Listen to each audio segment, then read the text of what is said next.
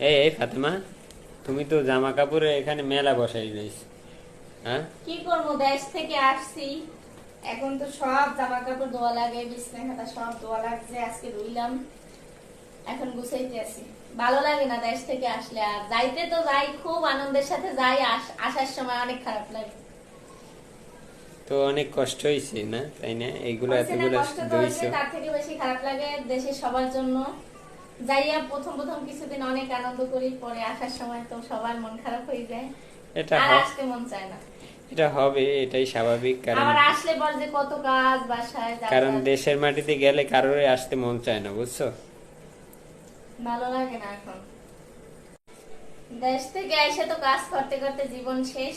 তোমার তো করা লাগে না, তুমি তো না, শান্তিতে আছো। আজকে আমি হেল্প করছি না অনেক, তোমার কাছে প্রচুর তো help করো। অনেকটাই হেল্প করছি আমি। আমার প্রচুর হেল্প করবে। নাহলে এতগুলো জামা কাপড় তোমার করতে হ্যাঁ, অবস্থা খারাপ হয়ে তুমি যায়। করো, আমি কিছু করি না। তুমি করছো ঠিক আছে, আমি তো তোমার হেল্প করছি না, হেল্প। আমার আবার দেশে যাইতে মন চায়।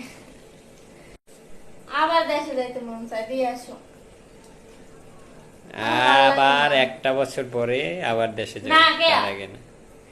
আর কোরবানিতে না, যাবো না মাঝে তো। একবার নিয়ে যাবো।